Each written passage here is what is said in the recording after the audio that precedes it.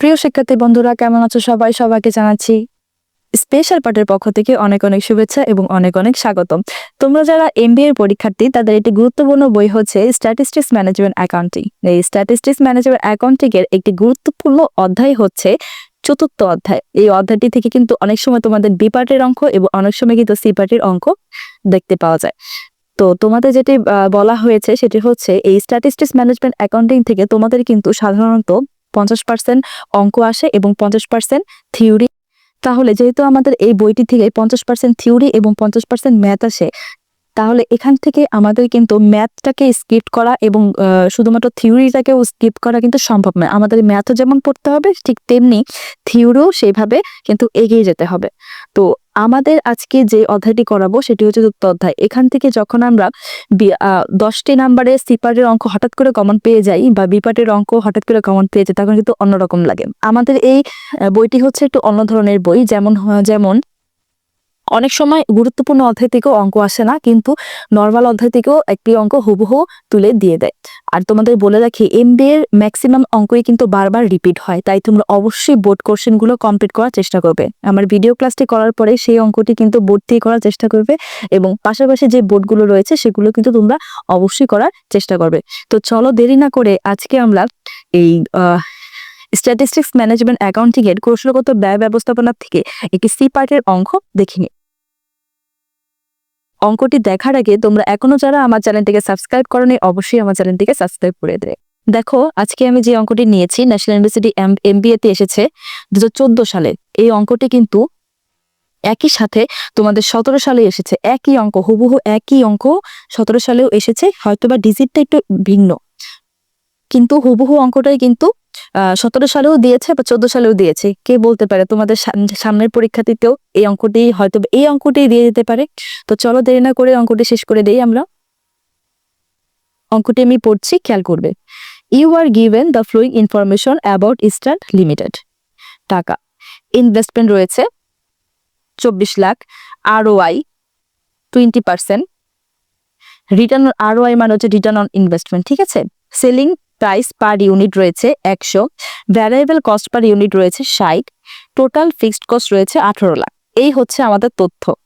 এই এতটুকু তথ্য দিয়ে কিন্তু আমাদের একটি 10 নম্বর অঙ্ক দিয়ে দিয়েছে। তার মানে দেখেছো কত সহজ হবে যদি এরকম একটা অঙ্ক আমাদের পরীক্ষার মধ্যে আসে।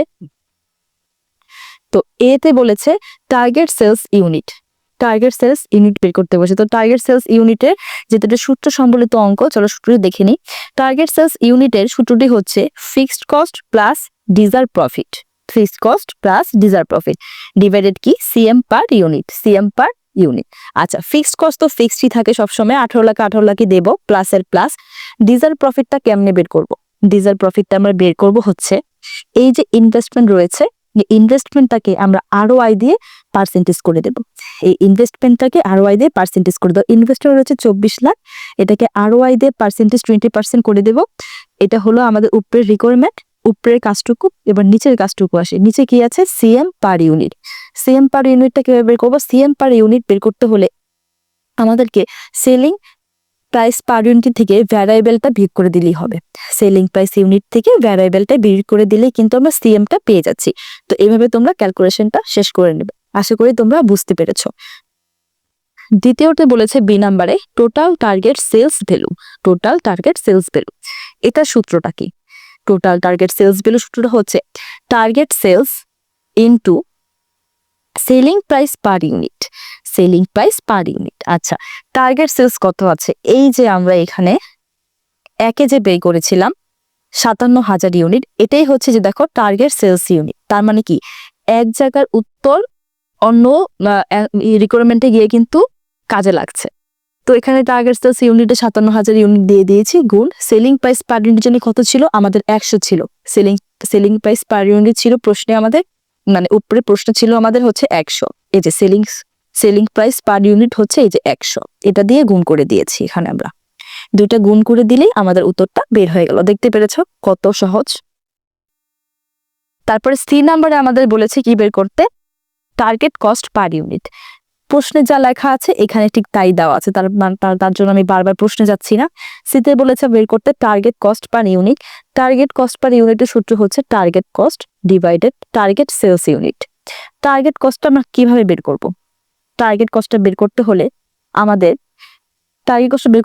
এই যে টার্গেট সেলস ইউনিটের জন্য যে 57 টাকা ছিল, 57,000 টাকা ছিল, এটাকে আমাদের গুণ দিতে হবে হচ্ছে ভ্যারিয়েবল কস্ট পার ইউনিট দিয়ে। দেখো আমরা এই যে 57,000 টাকা, এটাকে আমরা গুণ দিব কি ভ্যারিয়েবল কস্ট পার ইউনিট, মানে 60 দিয়ে গুণ দিয়ে দেবো। এই 57,000 টাকাকে 60 দিয়ে গুণ দিয়ে দিলে আমরা মোটামুটি টার্গেট কস্ট পার ইউনিটের একটা অংশ পাবো। প্লাস এটার সাথে যোগ করব হচ্ছে ফিক্সড কস্ট ছিল আমাদের 18 লাখ, ফিক্সড কস্টটা যোগ করে দিব। তো উপরে ক্যালকুলেশনটা শেষ হলো। এখন নিচে কি আসবে? এই যে টার্গেট সেলস ইউনিট তো আমরা উপরে একবার যোগ করেছি, গুণ করেছি 60-এর সাথে। এই 57,000টাকে নিচে দিয়েও গুণ করব। কি করব? এই 57,000 এই 57,000 মানে টার্গেট সেলস ইউনিটের টাকাটাকে আমরা গুণ দিয়েছি কি ভ্যারিয়েবলের 60 দিয়ে। এখন এই নিচেও কিন্তু আমাদের একই সূত্র রয়েছে, টার্গেট সেলস ইউনিট। তো টার্গেট সেলস ইউনিট কত রয়েছে? 57,000 দেব, আর কিছু নেই। ক্যালকুলেশন করে দিলেই অঙ্কটা মিলে যাবে। দিতে বলেছে আমাদের টার্গেট প্রফিট পার ইউনিট বের করতে। টার্গেট প্রফিট পার ইউনিট এটা হচ্ছে আরো সহজ। এটা সূত্রটা হচ্ছে target sales minus target cost divided target sales unit. তো টার্গেট সেলস তো আমাদের এখানেই রয়েছে। টার্গেট সেলস জানি কত রয়েছে, দেখো বিতে বের করছি 57 লাখ। 57 লাখ দেবে বিয়োগ টার্গেট কস্ট কত? টার্গেট কস্ট আমরা বের করেছি হচ্ছে এই যে দেখো, এই যে টার্গেট কস্ট, এই যে সিতে উপরে যেটা ছিল না টার্গেট কস্ট, এই দুইটা গুণ করে আর এটা যোগ করে 57,000 গুণ 60 যোগ 18 লাখ মানে স্থায়ী খরচ, এই উপরে ক্যালকুলেশন করে কিন্তু আমরা 52,20,000 পেয়েছিলাম। এই 52,20,000 হবে হচ্ছে কি টার্গেট কস্ট, আর ডিভাইডেড যাবে হচ্ছে এই যে এতে বের করেছিলাম হচ্ছে 57,000 ইউনিট। এই 57,000 ইউনিটটা নিচে ভাগ যাবে। এতটুকু ক্যালকুলেশন করে ফেলি, যা আসবে উত্তর সেটাই হচ্ছে তোমাদের এই ডি নাম্বারের উত্তর। তো দেখো বন্ধুরা, হয়তোবা আমি এটা ভিডিওতে বোঝানোর কারণে তোমাদের একটু প্যাচ লাগতে পারে, যেহেতু এটা সূত্র সম্বলিত অঙ্ক। কিন্তু তোমরা যদি এটি আস্তে আস্তে করে একটা একটা করে কমপ্লিট করো, ভিডিওটি দেখে যদি এ নাম্বারটা কমপ্লিট করো, তারপর যদি বি নাম্বারটা কমপ্লিট করো, তারপর যদি সি নাম্বারটা কমপ্লিট করো, তাহলে কিন্তু অনেক সহজ একটি অঙ্ক। ঠিক আছে, তোমরা কিন্তু এই অঙ্কটি একদম যদি পরীক্ষার মধ্যে আসে, বি পার্টি হোক বা সি পার্টি হোক, অ্যান্সার করতে কিন্তু অনেক কম সময়ের মধ্যে কিন্তু পেরে যাবে। তো আমার এই অধ্যায়টি থেকে আরো একটি অঙ্ক তোমাদেরকে করানো হবে। তাহলে মোট 2টি অঙ্ক করলে এই অধ্যায়টি থেকে তোমরা কিন্তু অ্যান্সার করার জন্য প্রিপেয়ার হয়ে যাবে। তো ধন্যবাদ বন্ধুরা।